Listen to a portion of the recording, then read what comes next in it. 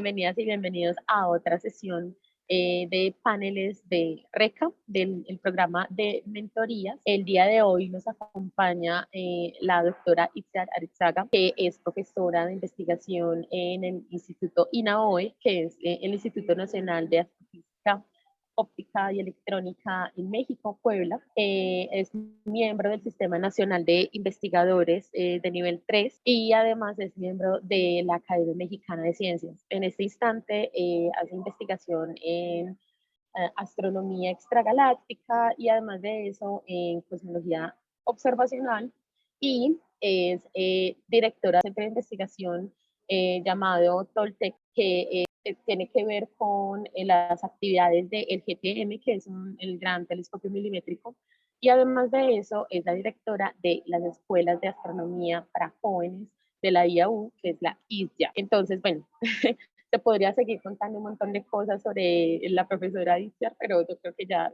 es bastante, ¿cierto? No sé, pues, ¿qué otra cosa la profe nos podría contar? Bueno. Gracias, Mallory. ¿Quieres que tome la pantalla y ya puedo empezar? ¿Te parece? Claro que sí. Bueno, muy bien. Bueno, como una presentación de este espacio, entonces te contábamos inicialmente que RECA es una red de estudiantes colombianos de astronomía. Es una agremiación en la que nos encontramos no solamente estudiantes de pregrado, que también se le dice licenciatura pues allá en México, sino que también son estudiantes de maestría, doctorado y postdoctorado, y todos estamos en este espacio para compartir experiencias, para mostrar nuevas oportunidades y, bueno, como tal, consolidar la comunidad profesional astronómica en Colombia y también, pues, como estas redes en el resto del mundo. Entonces, bueno, bienvenida a este espacio. Bueno, pues es un placer estar acá. Por supuesto que me llena de orgullo que me inviten de otro país para hablar de un tema que es un tema universal, ¿no? Es el tema de cómo practicar una profesión de forma ética, ¿no? Mallory ya lo dijo antes, yo soy la directora de las escuelas de jóvenes astrónomos de la Unión Astronómica Internacional. De hecho, ahí les he puesto los logos de la IAU, de la Norwegian Academy of Science and Letters, y en conjunto las dos organizaciones dan los fondos para que funcione la Oficina de Jóvenes Astrónomos de la Unión Astronómica Internacional. Como saben, la Unión Astronómica Internacional es el organismo gremial de los astrónomos profesionales, con más de 13.000 miembros repartidos por todo el mundo, y este programa de las escuelas lleva funcionando 55 años para la Unión Astronómica Internacional, ¿no? Entonces, solo para decirles el contexto y de dónde viene lo que vamos a discutir hoy, las escuelas se organizan desde 1967.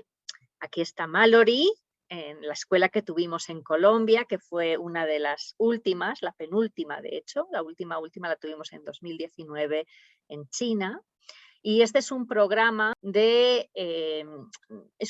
intensivo de capacitación de posgrado para estudiantes que ya estén en un posgrado en astronomía o tengan la intención de entrar en un posgrado en astronomía en zonas del mundo donde no tienen un acceso tan completo a todo el abanico de temas de astrofísica contemporánea, o bien porque se encuentren en una cierta situación de aislamiento, ¿no? Y el objetivo es abrir la perspectiva sobre la astrofísica al nivel internacional que tenemos hoy, y eso lo hacemos a través de estos cursos intensivos más un montón de actividades que básicamente los hace interaccionar con investigadores que tienen el mejor nivel mundial alrededor del mundo, y que además estos investigadores están familiarizados con la región donde se hacen estas escuelas. ¿no? Esto es la distribución de estudiantes que hemos tenido a lo largo de los años. Hemos tenido más de 1.400 estudiantes, más de 400 profesores. Se han organizado escuelas en 27 países. Los estudiantes son invitados de la región, no solamente del país, sino del continente en particular, o de la región como la define la Unión Astronómica Internacional, para participar en estas escuelas, ¿no? Entonces, ¿qué tiene todo esto que ver con la ética? Bueno, tiene que ver en que dentro de las escuelas, ya en los últimos tres años, en las últimas 3 escuelas, mejor dicho, hemos iniciado una serie de discusiones que llamamos un taller de trabajo sobre ética de trabajo, ¿no? Y la idea es que esto complemente un poco la formación en desarrollo de la carrera científica, que es una serie de talleres que damos a lo largo del curso, ¿no? Entre otras cosas, hacemos sesiones sobre las carreras, las oportunidades de desarrollo profesional, el cómo enviar una propuesta de trabajo, cómo mantener una salud mental adecuada al desarrollar una carrera académica, y la ética de trabajo, que es el tema que nos compete hoy, ¿no? Y para desarrollar este tema lo hacemos en una sesión práctica en la cual analizamos casos reales de astrónomos que, sin dar los nombres obviamente, pero que están en una situación, en un contexto en el cual alguna parte se siente maltratada, se siente ofendida por algo que ocurre en ese contexto, ¿no? Y esta es la serie que analizamos, es una serie que compilaron Caitlin Casey y Kartik Seth, que se llama La zona gris de la academia, ¿no? Y esa actividad básicamente es la que nos permite hacer este taller, y veremos algunos ejemplos al final de esta plática. Y la idea es promover la discusión sobre la inclusión de género, de edad, étnica, sobre los sesgos inconscientes a los cuales somos sometidos, sobre las diferencias culturales, sobre los ambientes de trabajo que pueden que sean negativos para nuestro desarrollo, sobre comportamientos que debemos de parar, como son el acoso, ¿no? Sobre el crédito que hay que dar a las ideas de los demás, y otra serie de situaciones, ¿no? Entonces, la verdad es que hemos tenido mucho éxito con estos talleres, y en general los estudiantes los valoran muy bien, que me imagino porque es por lo que me invitaron aquí, a que habláramos sobre ética. Pero como tenemos este formato frío, de internet, en el cual pues muchos de ustedes no me conocen, es la primera vez que me ven, yo tampoco los conozco a ustedes, es más difícil practicar este tipo de experiencia de discusión, ¿no? Lo hacemos, pero es más complejo hacerlo en línea.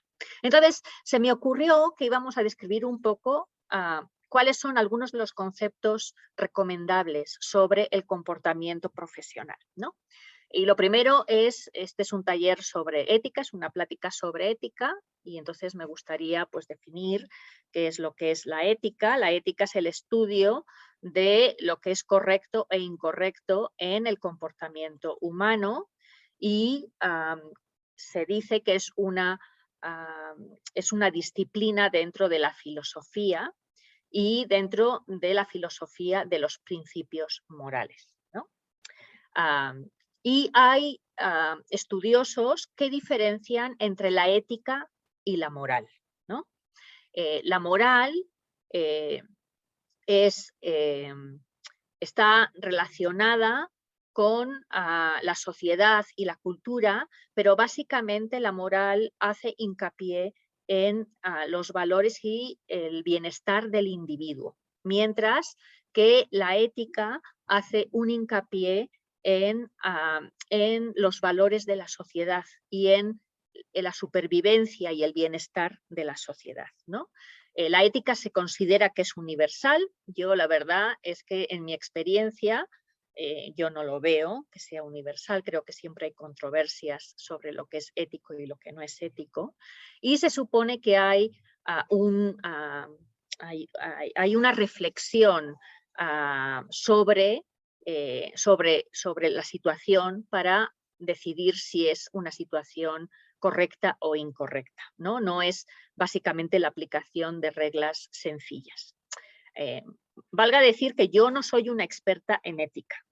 Yo les puedo decir que tengo experiencia discutiendo situaciones desde diferentes puntos de vista para ver si un comportamiento es correcto o incorrecto dentro de comités de ética y dentro de estas sesiones de discusión, pero yo no soy una estudiosa de la ética, así que desde el punto de vista académico de lo que eso no es correcto, pues yo tengo mi experiencia, pero no tengo un estudio sociológico al respecto. Pero como somos parte de una sociedad académica, pues hay personas que sí se han puesto a hacer una compilación de aquello que son comportamientos correctos e incorrectos, ¿no? Y pues me gustaría hacerles saber que la Unión Astronómica Internacional tiene una serie de políticas éticas que se implementan en todas las reuniones organizadas por la Unión Astronómica Internacional y se recomiendan como la práctica de astronomía que se debería de implementar en todos los países, ¿no?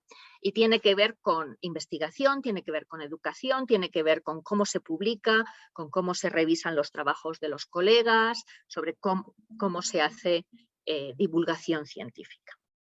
¿Por qué se hace esto?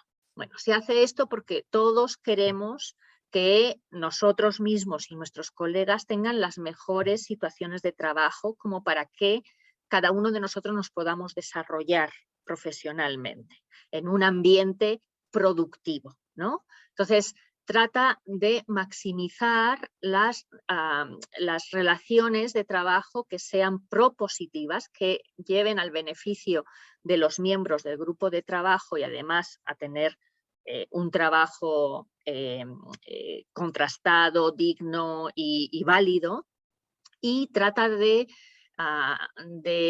evitar el que existan relaciones abusivas o de conflicto, ¿no?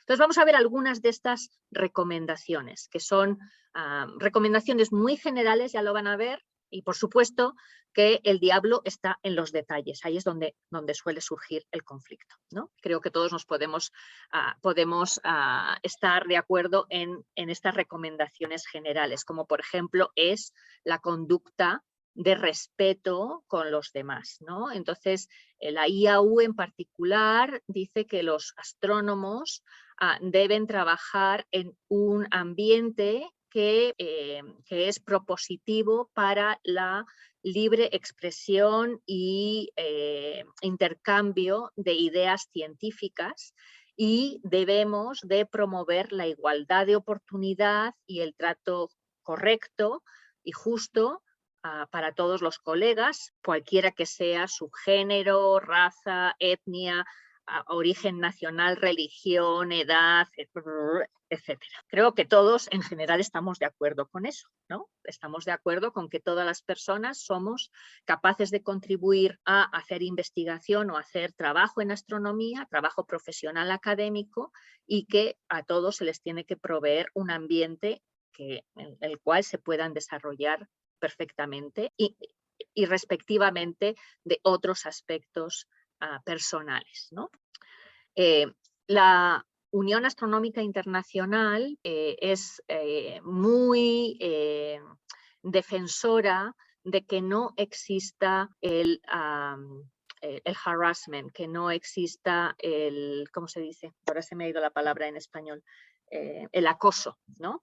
Y el acoso tiene diferentes vertientes, pero sin duda el acoso es un comportamiento abusivo que hace de menos al contrario, a la persona que uno tiene enfrente, que es humillante, que intimida a, a las personas, y esto es inaceptable. Y diferentes formas de abuso son el abuso, el acoso sexual, es el abuso verbal o es el bullying, ¿no? Cualquiera de estas formas son reprimibles, son claramente reprobables y deben de ser eliminadas de nuestro comportamiento. A mí me surgen preguntas en esto porque es muy spread, es muy común esa idea de que hay ciertos estatus y que los estudiantes tienen que ser como una especie de esclavos de los investigadores. Y entonces esa se maneja y la gente lo acepta. Pero entonces como llega uno y le dice a su investigador, pues a su asesor, como, no, ¿cómo hace uno? ¿Cuáles son los métodos? Bueno, no creo que tengas ningún profesor que trate a los estudiantes y les diga esclavos a su cara, ¿no? O sea, probablemente esa es tu impresión. Claro, claro, esa es la forma en la que uno se siente, ¿cierto? Pero claramente no dice, usted es mi esclavo, pero sí es la forma en la que se genera como ese lazo y es como que hay que trabajar y que trabajar y trabajar y trabajar más Bueno, allá de los frutos académicos que uno quiera obtener. a ver, yo creo que hay cosas diferentes. Una cosa es el trato. El trato puede ser ético o no ético. El trato de un profesor con un estudiante y de un estudiante con un profesor puede ser correcto o incorrecto. Si no se hace desde el respeto, desde el considerar a la otra persona como una persona, no llamarle nombres que sean despectivos, el tratarlo, pues eso, con cordialidad, ese es un aspecto, ¿no? de algo que pueda ser condenable, si tú quieras, que pueda ser no correcto. La otra cosa que tú has mencionado es, nos tratan como esclavos porque piensan que tenemos que trabajar a todas horas. No sé si me ha parecido que has dicho eso, ¿no? Y efectivamente, eso entra dentro de otro rango de conflicto, que igual no tiene tanto que ver con la ética, sino con cuál es la praxis y la cultura de trabajo dentro de un instituto o dentro de un grupo de trabajo. Entonces, ¿es ético pedir que los estudiantes trabajen más de 8 horas al día, a la semana? Pues sabes que es el estándar en cualquier país del mundo que yo conozco. En investigación, en la academia, trabajamos mucho más que el número de horas que nos contratan, que nos pagan para ello, pero también tenemos otro tipo de libertades que no hay en otro tipo de trabajos. Entonces, es aceptado, es parte de la cultura. No te estoy diciendo que esté bien o esté mal, pero es parte de la cultura el que somos una comunidad que trabajamos más allá de lo que es el número de horas que es el estándar en una profesión.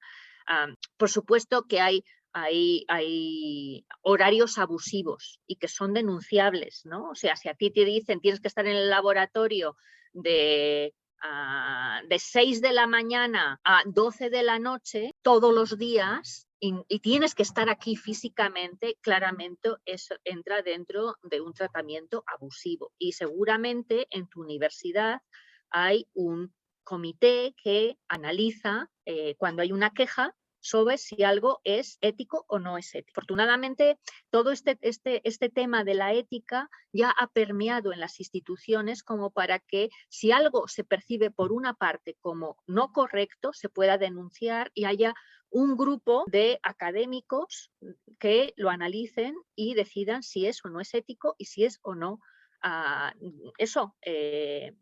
punible de alguna manera. Si la persona que está llevando a este trato, pues tiene que ser reprimida de alguna manera, ¿no? Bien sea a través de una amonestación, bien sea a través de una retirada de salario o bien a través de la expulsión de la institución, lo cual también ocurre, ¿no? Entonces, ¿qué es lo que hace cuando uno tiene un conflicto? Que piensa que no está recibiendo un trato correcto. Bueno, lo primero que yo le recomendaría es confrontar a la persona de la cual están recibiendo un trato no correcto y con toda la cortesía del mundo decir cuál es su punto de vista. puede que su punto de vista esté incorrecto, tienen que tener también la humildad para entenderlo, ¿no? Pero si esto no resuelve el conflicto y siguen pensando que es un comportamiento abusivo, hay instancias dentro de las organizaciones académicas, dentro de las universidades, dentro de la IAU también. Hay instancias para hacer una denuncia y para que ésta sea analizada, y si la denuncia sale adelante porque se considera que efectivamente el comportamiento no es correcto, hay mecanismos para corregir ese comportamiento, ¿no? Entonces, el acoso se considera un comportamiento muy grave, muy grave, por la mayor parte de las instituciones, ¿no? No quiere decir que los mecanismos para confrontar el acoso sean perfectos. Todos conocemos, han aparecido en la prensa y en los grupos de noticias académicos casos escandalosos sobre acoso sexual de profesores con estudiantes en universidades, de las universidades más famosas del mundo, ¿no? Y pues algunos casos se han resuelto y otros casos siguen ahí colgando, ¿no? Sin que hayan sido resueltos de forma satisfactoria. No estamos diciendo que tengamos la solución perfecta, pero al menos tenemos la noción de que el acoso es algo que hay que evitar a toda costa en las instituciones académicas, ¿no? Más prácticas sobre investigación. En astronomía se recomienda que todos los productos de investigación sea posible revisarlos por terceros. Esto ocurre cuando enviamos nuestras publicaciones a una revista. La revisa un árbitro, ¿no? Pero además, si se dan cuenta, cuando publican datos, les piden que los datos sean disponibles, que todas las tablas que uno ha medido estén disponibles. Y esto tiene que ver con este punto, ¿no? Que otros investigadores sean capaces de reproducir lo que uno ha encontrado. Hay una política de hacer los datos abiertos. ¿Es esta una regla fuerte como la era la del no acoso? No, estas son recomendaciones. Esto es lo que se considera una buena práctica de astronomía. Algo que sin duda es un no absoluto, algo que hay que evitar a toda costa, es la fabricación de datos, la falsificación de datos, el ser selectivos cuando uno está reportando los descubrimientos sobre un set de datos, el tratar de engañar al lector de un artículo o al colega que está haciendo el arbitraje es altamente no ético, directamente denunciable con el editor de la revista. Los comités de revistas también se confrontan con problemas éticos, ¿no? Y, como digo, es también muy reprobable el apropiarse de datos o de investigación de otros colegas en los cuales uno no ha participado, y eso se hace sin permiso y sin darles el crédito. Tengo otra pregunta al respecto, y es que ahora que me estaba acercando, por ejemplo, a la posibilidad de escribir algo o tener algún producto de este estilo, siempre he tenido esa duda de cómo es la cuestión de la autoría y la coautoría en los papers, o sea, cómo se maneja ese tipo de cosas. Sobre la coautoría tengo otra diapositiva más tarde, lo digo ahí. Esto tiene más que nada, es un asunto de no robar el trabajo de otros, ¿no? No robarles los datos, no robarles los resultados. Si tienes que citar a alguien, cítale por su nombre y apellido. Puede ser un trabajo que esté en preparación, bueno, pues hay que decir en preparación. Pero no puede ser que alguien te enseñe una gráfica y que tú te la copies y la publiques por tu cuenta, sin invitarlo a ser parte del artículo, ¿no? Esto es respecto de cosas no publicadas, y desde luego que también es un comportamiento altamente reprobable, e incluso por ley, el plagiar, el copiar párrafos enteros de la investigación de otra persona o de un libro o de un colega, verbatim, ¿no? Y no dar el crédito de dónde ha sacado uno esos párrafos, ¿no? Uno puede siempre citar, puede decir, como dijo y pone, abre comillas, cita, cierra comillas, siempre poniendo el crédito. Eso es muy importante. El plagio se considera una ofensa mayor en cualquier organismo de investigación en cualquier revista, y hay expulsiones de las universidades por plagio, ¿no?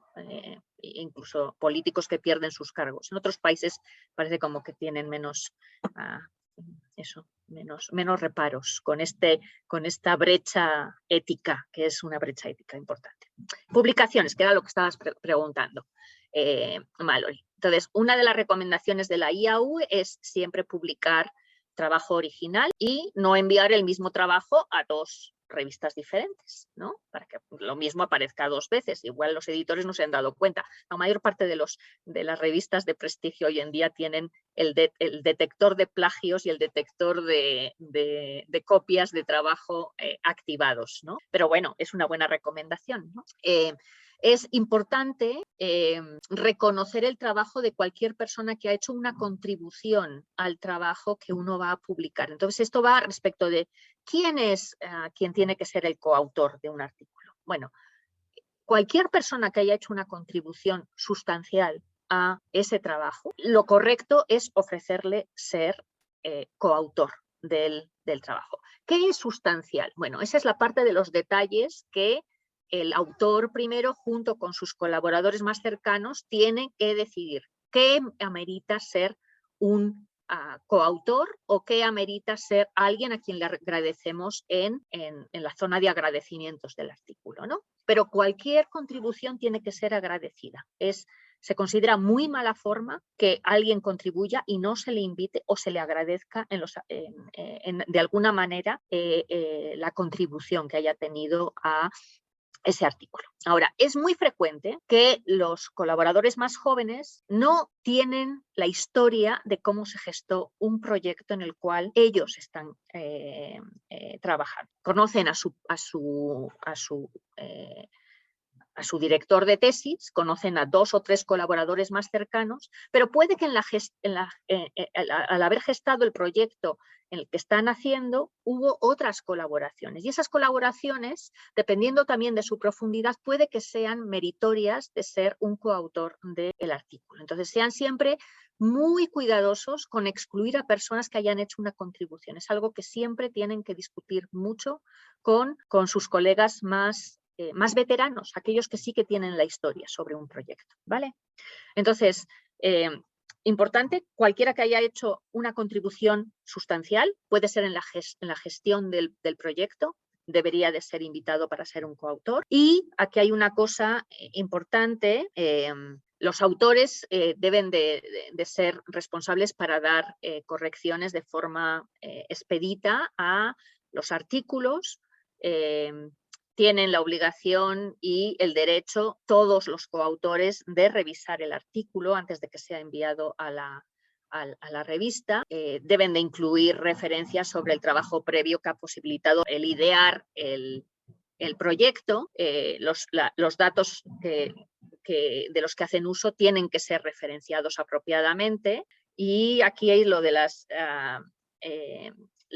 fuentes de financiamiento también se suelen mencionar. Y además es inético cuando uno está criticando el trabajo de otros dentro de un artículo, lo cual es completamente legítimo, pues utilizar ataques personales o lenguaje derogatorio. Esto puede ser un artículo, puede ser algo escrito que no es un artículo, pero que es algo público, ¿no? En general, uno critica la ciencia, pero no critica a la persona que ha hecho los resultados que uno no está de acuerdo. En algún sitio tenía yo sobre los coautores cómo se sobreentiende que todos los coautores han tenido una contribución y cómo es un comportamiento no ético incluir a personas que no son contribuyentes a el artículo que uno está haciendo. Por eso es muy importante entender el contexto en el cual fueron generadas las ideas. Y si a uno le dice su colega, oye, por favor, incluya no sé quién, pues tiene que saber por qué, ¿no? Siempre es legítimo preguntar por qué, pero puede que sea porque ha participado en la generación de las ideas al principio del proyecto científico, ¿no? Y eso es legal. Pero alguien que no tiene nada que ver, que no participó para nadie y que de repente aparece en la publicación, ese no es un comportamiento recomendable. Unas últimas cositas sobre eso, y es que tenemos una pregunta por acá que dice, si no estamos de acuerdo con una situación, por ejemplo, de coautores en una publicación, pero sabemos que podría haber consecuencias para nosotros si decimos algo, ¿cuál sería la mejor ruta de acción?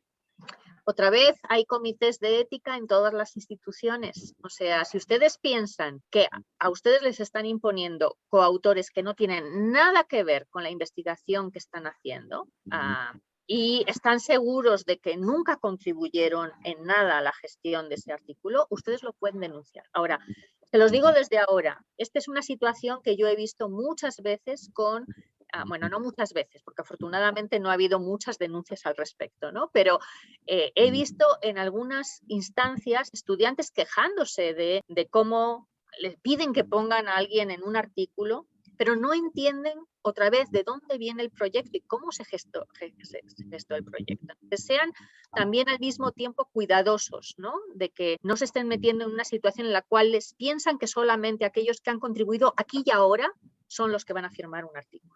Porque eso no es así. Hay que conocer bien el estado del arte del trabajo en el que uno va a empezar a trabajar.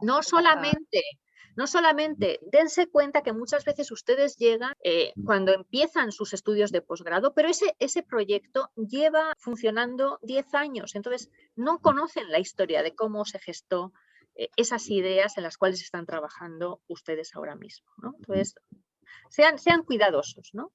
Pero ¿qué pueden hacer si están completamente en desacuerdo? Bueno, primero hablar con quien les dice que tienen que poner a una persona, y si ustedes siguen pensando que no es una contribución suficientemente importante, siempre se puede recurrir a otras instancias para decir, a mí esto no me parece, ¿no? Listo. Entonces, esto, por ejemplo, que nos estás mostrando puede servir como una especie de código de conducta para organizaciones y colaboraciones en el futuro. Sí, ¿O bueno, hay algún lugar donde... estas son las políticas de la Unión Astronómica Internacional recomendadas para los astrónomos en general, ¿no? Después, hay diferentes colaboraciones que tienen reglas adicionales, hay instituciones que tienen otro código de conducta, otro código ético. Digo, la IAU solo puede recomendar, no puede, esto no es ley, ¿no? Estas son recomendaciones, ¿no? Vamos más para adelante. ¿Qué pasa cuando uno tiene que revisar el trabajo de otros como árbitro, ¿no? Este es un proceso importantísimo en el mundo académico. Tiene que ser un proceso respetuoso, que se considere que es justo, ¿no? O sea, que uno haga críticas que no tienen que ver con el investigador, sino tienen que ver con el tema de investigación que uno está tratando. Todo el material que a uno le dan para un arbitraje es en confianza y tiene la obligación de mantenerlo privado y no diseminar ese trabajo a terceros. Si hay más de un árbitro, los árbitros se pueden comunicar, pero tiene que ser sin otra vez propagar ese material que se ha enviado en confianza a terceros, ¿no? También se considera muy inético si el árbitro está tratando de imponer su punto de vista para tener una ventaja, él o ella misma, con su propia investigación. Eso es utilizar el proceso de arbitraje para poner cortapisas para que los autores de un artículo no puedan sacarlo adelante porque yo quiero publicar algo al respecto. Eso es un conflicto de interés, que lo vamos a ver a continuación, ¿no? Y eso hay que declararlo inmediatamente con el editor que le ha invitado para hacer el arbitraje, ¿no? Y aunque realmente lleva mucho trabajo hacer arbitrajes, les tocará, si es que no les ha tocado ya empezar a arbitrar artículos, ¿no? Lleva mucho tiempo hacerlo, pero es algo que todos tenemos que hacer porque es parte del progreso de nuestra comunidad.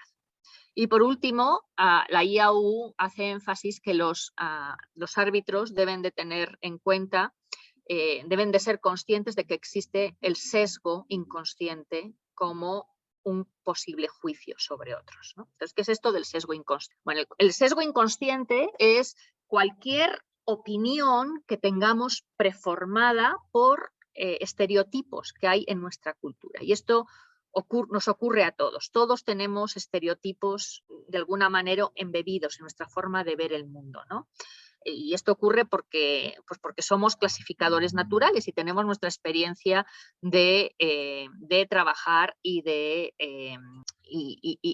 actuar en el mundo con otros seres humanos, ¿no? Entonces, ¿Qué tipo de sesgos existen? Bueno, existen, por ejemplo, sesgos de género, ¿no? Este es el sesgo mejor estudiado en la literatura. Las mujeres suelen tener más cortapisas para sacar trabajo adelante que los hombres, simplemente porque la crítica es más fuerte para las mujeres que para los hombres. También hay un sesgo de edad reconocido. Las personas jóvenes, pues la sospecha es que se equivocan más que las personas más adultas que tenemos más experiencia. Otra vez, es un sesgo. No quiere decir que una persona joven en concreto no pueda tener la idea más brillante y debe de ser más reconocida que alguien con mucha más experiencia. Pero el hecho es que la sociedad en general valora más la experiencia que la juventud, ¿no? Hay sesgos de sexualidad, ¿no? Hay obviamente una discriminación de nuestra sociedad con las personas homosexuales, con los transgenders y ahora incluso con las personas no binarias, ¿no? Bueno, esto está aquí. O sea, si tú sabes de alguien y conoces a esa persona y alguno de estos elementos puede que esté influyendo en tu forma de evaluar su trabajo. De forma inconsciente, no porque tú pienses que lo vayas a hacer, ¿no? Sino porque es inconsciente. Entonces, hay este set de tests en este sitio, Implicit Harvard, en los cuales cada uno de nosotros podemos testear si tenemos algún sesgo contra algunos de estos grupos humanos, ¿no? Con mujeres, con jóvenes, con homosexuales, con, yo qué sé, religiones que no están presentes en nuestra cultura, ¿no? Y en general son las minorías las que sufren de estos sesgos inconscientes. Entonces es muy importante saberlo cuando uno está haciendo trabajo de evaluación, el ser consciente de que estos sesgos pueden que nos estén haciendo poner la balanza en un sentido y en otro. Y en general tenemos que compensarlo siendo conscientes de que tenemos un sesgo, ¿no? Así que es muy importante tomar este tipo de tests antes de hacer ese trabajo de evaluación.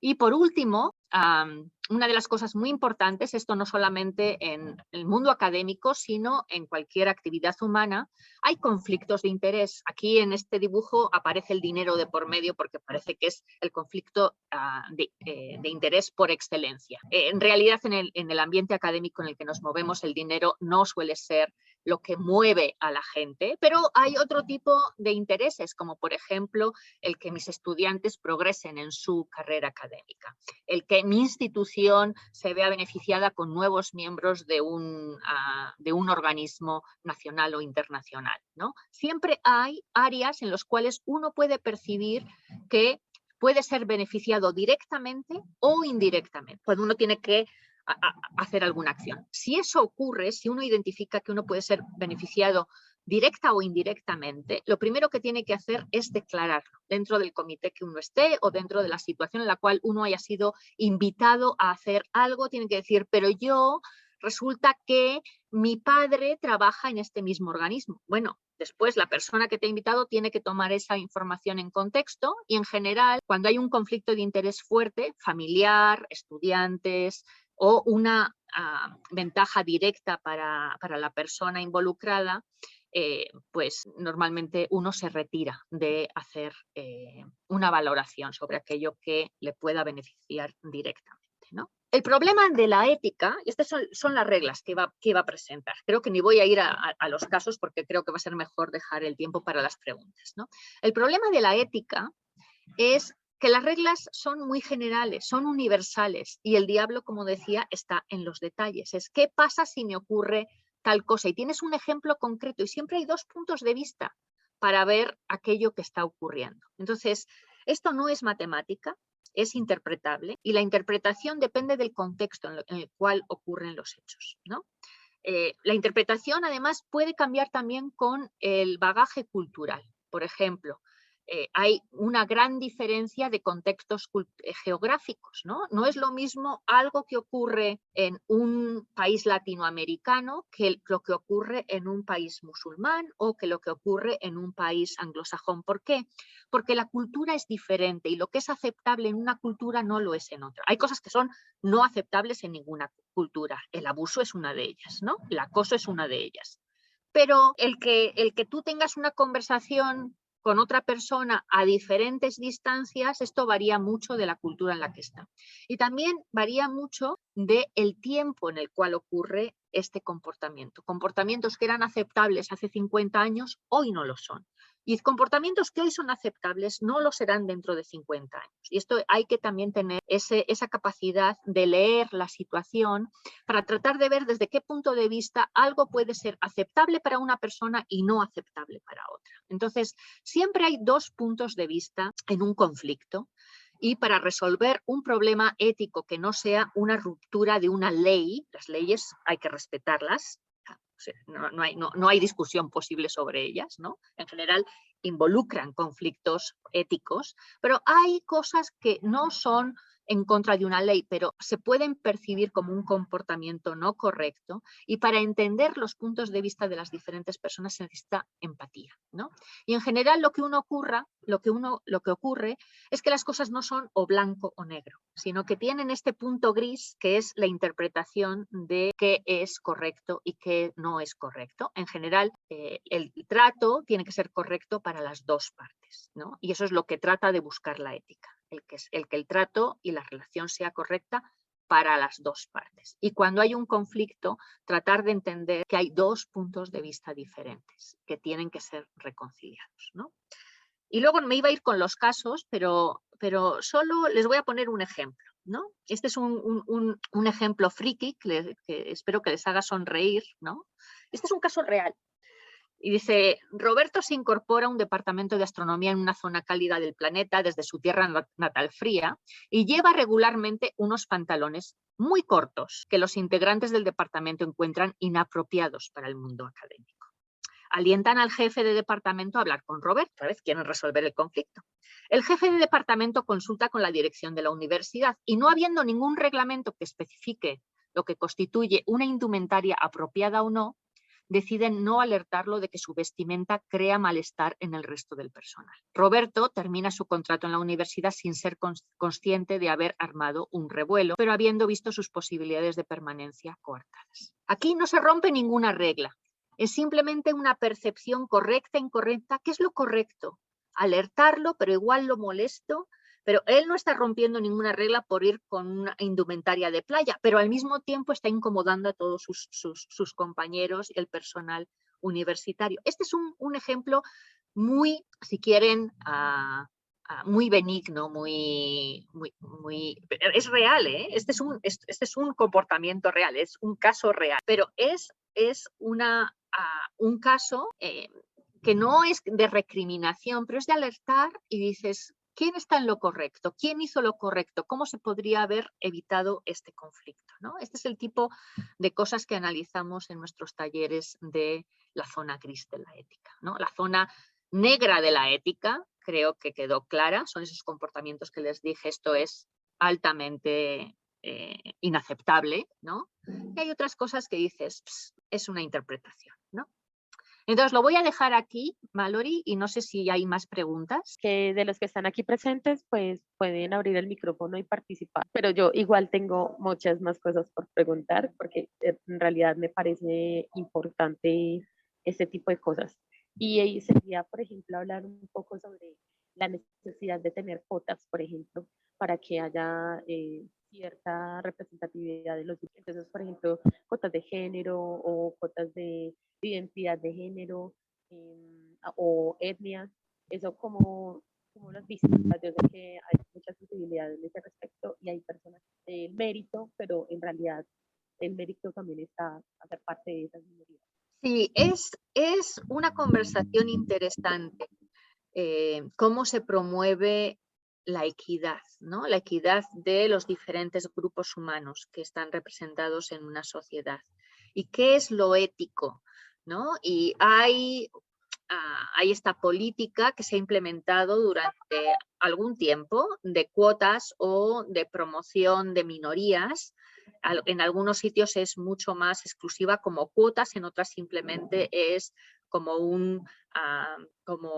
una campaña de reclutamiento para que la gente sea consciente de que su grupo minoritario con el cual antes comentábamos, esto va de la mano de los sesgos inconscientes, estos grupos minoritarios que normalmente suelen tener juicios sesgados porque hay sesgos inconscientes en la sociedad, sientan que su peculiaridad de minoría se va a considerar, ¿no?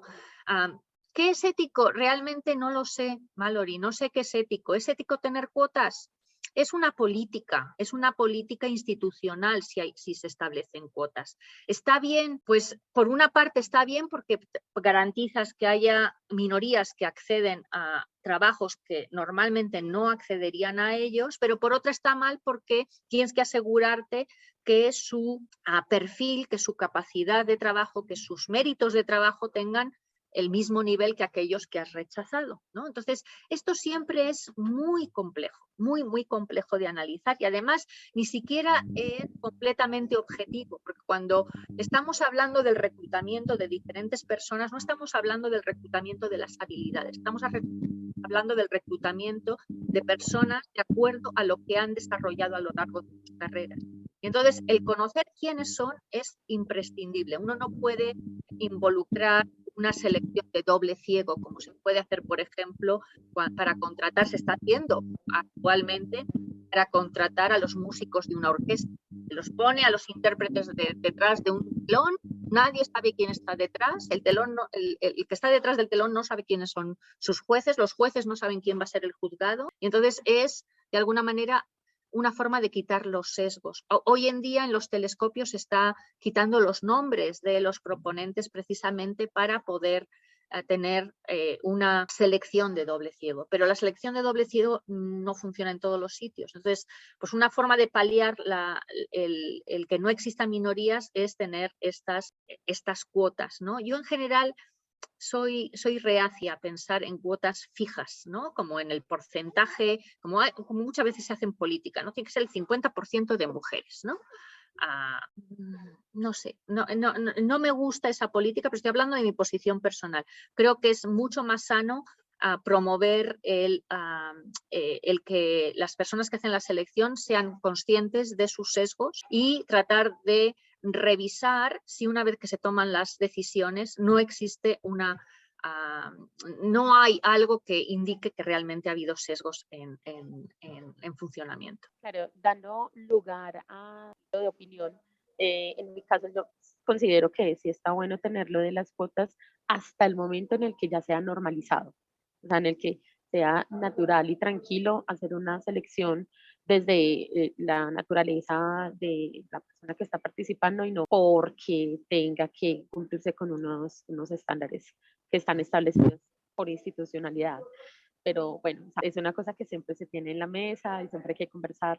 Yo creo que desde el punto de vista ético no puedes tomar una valoración a favor o en contra. Las dos posturas tienen sus críticas, sus puntos de vista de crítica muy razonables, ¿no? sobre a favor o en contra. Es realmente un tema de política pública, más que de ética. Hay otras preguntas que tenemos, pero estas preguntas son un poco más sobre las publicaciones o sobre ¿cierto? ¿Qué es ser o qué hace una directora científica de un proyecto o de un instrumento o cosas como eso? Bueno, yo soy la directora científica de Toltec, que es uno de los instrumentos de GTM, ahora mismo lo tenemos en el telescopio. En el equipo científico somos más de 70 personas y hay alrededor de 300 personas que están interesadas en utilizar el instrumento dentro de diferentes grupos de trabajo, ¿no? Entonces, ¿qué es lo que hace la directora científica? La directora científica de alguna manera lo que hace es la coordinación del trabajo de los científicos que están dentro del grupo científico del instrumento. Y además se asegura que los proyectos científicos para los cuales fue diseñado un cierto instrumento van a poder seguir siendo ejecutados con el mejor esfuerzo que los instrumentistas han podido hacer en el desarrollo de ese instrumento. Así que tiene un papel fundamental en la verificación de que el instrumento lleve a las capacidades que se anunció para las cuales se iba a construir y en garantizar que el equipo científico pueda tener acceso a esos datos y tengamos un acceso coordinado de todos los grupos de trabajo. Y cierto, tengo una preguntita ahí. Mencionabas también que cuando se preparaban las propuestas para la observación del telescopio, algunas veces estas se iban de forma anónima, ¿cierto? Para evitar, digamos, para reducir un poco el sesgo inconsciente que mencionabas. ¿Existe, digamos, algún tipo de estrategia similar al momento de publicar artículos o de someter un artículo a publicación? ¿Es una forma de anonimizar tal vez cuando se envía para reducir estos sesgos? Yo no conozco en publicaciones que se haya hecho esto. En particular, escribir ya las propuestas de telescopio anónimas es bastante complejo. Esto es una experiencia que se empezó a hacer en el telescopio espacial Hubble hace unos 4 o 5 años aproximadamente, y ahora casi todos los grandes observatorios la han adoptado porque se demostró que el sesgo de género desaparecía. El sesgo de género y otros sesgos, ¿no? Los sesgos humanos desaparecían porque tú no sabías quién había propuesto.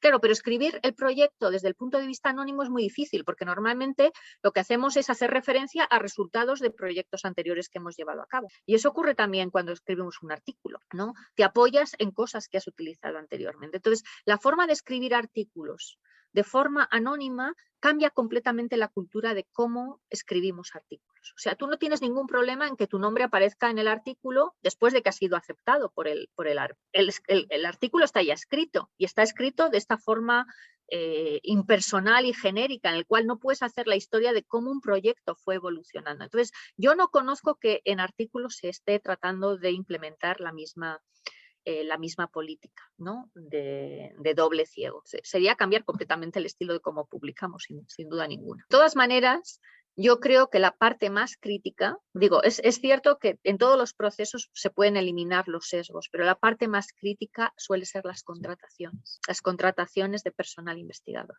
Suele ser el cuello de botella, donde casi todos los sesgos de repente se hacen evidentes. Por acá nos dejaron una pregunta por interno, que es más como desde el lado de la investigación. ¿Cuál es la mayor pregunta no resuelta de galaxias milimétricas? ¿Cuál es la mayor pregunta? ¿Cuál es la mayor pregunta no resuelta sobre galaxias submilimétricas? Bueno, ¿cuál es la mayor? Dios, es que hay tantas, es difícil de pensar cuál de ellas es la mayor, ¿no? Pero yo diría, una de las preguntas que nos interesan ahora mismo, por la cual hemos estado construyendo la cámara esta, Toltec, es tratar de entender cuál es la contribución de la fase oscurecida de estos grandes brotes de formación estelar que ocurren en las galaxias submilimétricas a mayor corrimiento al rojo. Hasta ahora llegamos con relativa facilidad a corrimiento al rojo 2, 3, hay algunos ejemplos a corrimiento al rojo 6, ¿no? Pero de alguna manera la estadística de qué es lo que ocurre en esos corrimientos al rojo no lo conocemos. Por otra parte, tampoco conocemos exactamente cómo se corresponden las propiedades de las galaxias descubiertas en el óptico y en el infrarrojo, por ejemplo, con el telescopio espacial Hubble, y predecir inmediatamente cuáles van a ser sus propiedades en el milimétrico. Hay una parte de predicción que nos falta y, por lo tanto, lo que nos falta es tener una forma de hacer los censos completos de galaxias para la formación y evolución de las galaxias, ¿no? Entonces, hay muchas preguntas abiertas, ¿no? Listo. Sabes que justo como en esto pensé en ciertas situaciones que hemos discutido durante las planeaciones y las reuniones pues, de mentoría. Y, por ejemplo, existe esta idea o esta preocupación de cuando un estudiante debe pedir una carta de recomendación.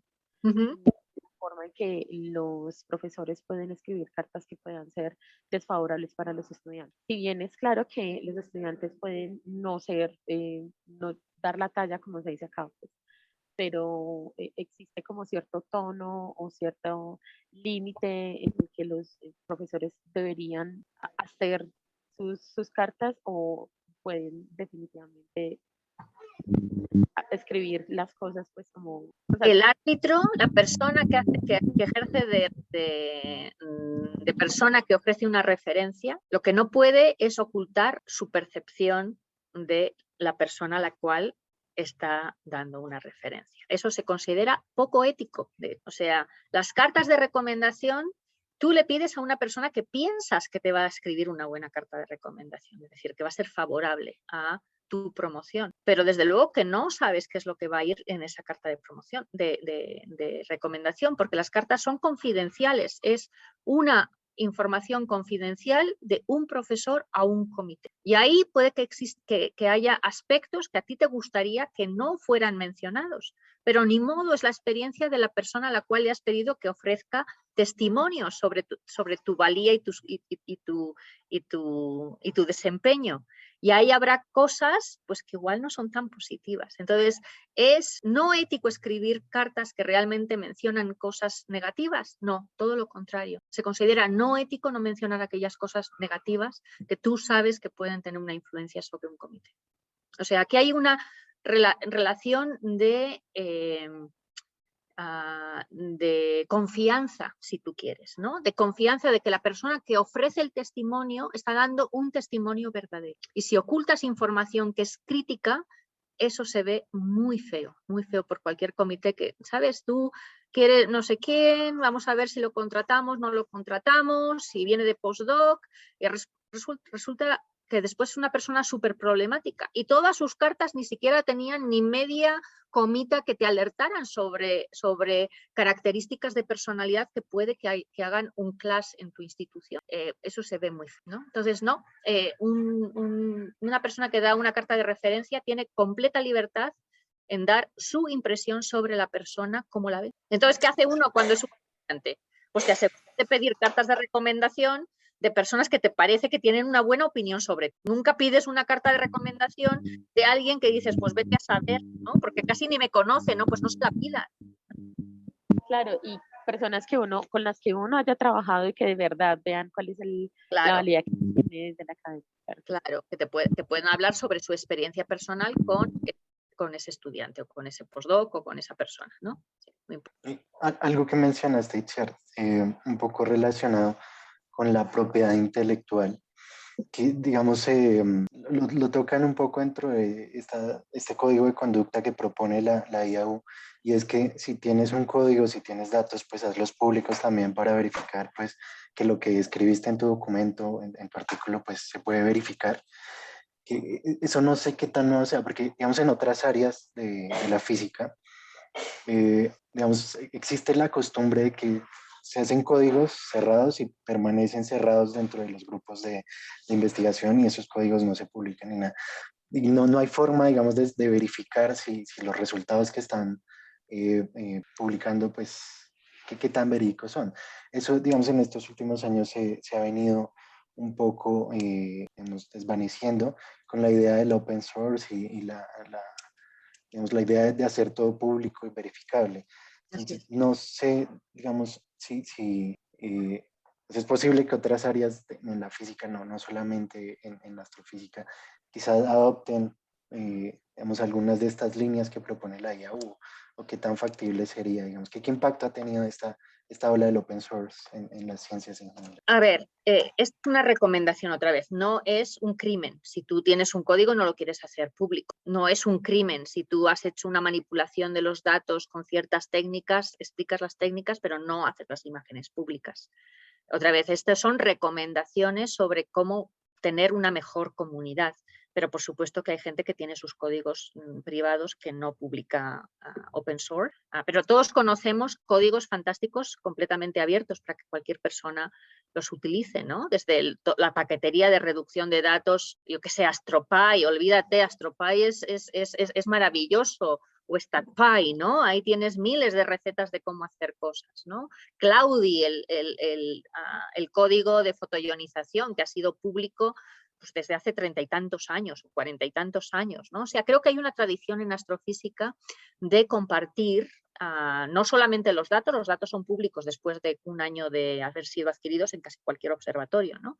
Sino también de los productos que uno va desarrollando a lo largo de la investigación. Creo que es muy bueno, pero no es una ley universal y nadie puede obligar a alguien a hacer público algo que no quiera hacer público. Pero lo cierto es que hoy en día en las revistas, no con los códigos, con los algoritmos, Pero con los datos duros, las revistas hoy en día quieren que los mapas sean públicos, quieren que los catálogos sean públicos para que te acepten una publicación. Tú quieres mantener tu catálogo para ti, para seguir haciendo el seguimiento de las fuentes, pero si quieres decir, y este es el, ¿no? Te dicen, ajá, el catálogo, queremos el catálogo público, ¿no? Entonces ya desde las propias revistas está habiendo una presión para implementar esta política de datos públicos, ¿no? Yo creo que es bueno. Yo creo que es bueno, pero claro, nos resistimos, todos nos resistimos porque queremos explotar un poquito más aquello que tenemos en nuestro bolso, ¿no? Pero no es un crimen. O sea, hay cosas que están mal, definitivamente mal, ¿no? Es lo que decíamos, el abuso está mal, ¿no? El acoso está mal, el plagio está mal. Es que no tiene ninguna zona gris, está mal, es negro, negro, negro, negro renegrido, ¿no? Y luego está esta zona de cosas que son recomendables, que dan un mejor desarrollo de la comunidad, como tener los datos públicos, pero eso es la zona gris, ¿no? O sea, tú no puedes tacharle a nadie de estar rompiendo un código ético porque no quiere hacer sus datos públicos o no quiere hacer su código público. Creo que ya no hay más preguntas. Muchas gracias por acompañarnos en este espacio. Muy bien, pues muchas gracias a ustedes. Yo les tengo una recomendación y es que todos ustedes busquen en su institución cuál es el código de conducta de su institución. Muy probablemente van a ver que muchas de estas cosas que hemos discutido están contenidas en ella, quizá no las cosas relativas a las publicaciones, etcétera, pero sí respecto del trato entre colegas, de lo que se considera acoso, de lo que no se considera acoso, ejemplos al respecto y pues que sepan que eso está ahí por algo porque este tipo de situaciones ocurren y hay veces que hay que denunciarlas, ¿no? Entonces, siéntanse con la confianza de que cuando algo les parezca injusto, se puede hablar sobre ello con la persona, la perpetradora, ¿no? Y si no se puede hablar con esa persona, hay un organismo que en principio debería de estar ahí para proteger al más débil, ¿no? Sí, en algunas instituciones educativas superiores en Colombia se están generando manuales, por ejemplo, para casos de abuso o de cuando hay estas cosas que son negras, como las hemos establecido el día de hoy, pero es algo que se está trabajando recientemente, precisamente porque apenas se está teniendo como esta ola y esta idea de hacer corrección política de muchas cosas que eran en el contexto aceptadas, pero que claramente iban en contra de los derechos humanos. Entonces estamos en ese proceso también. O sea, puede que estén como también puede que sean un borrador en alguna parte de las instituciones, pero seguramente las tienen por ahí. Pues. Entonces, bueno, profe, muchas gracias y bueno, ahí estamos en contacto. Estén muy bien. Hasta luego. Muchas gracias por la invitación. Chao.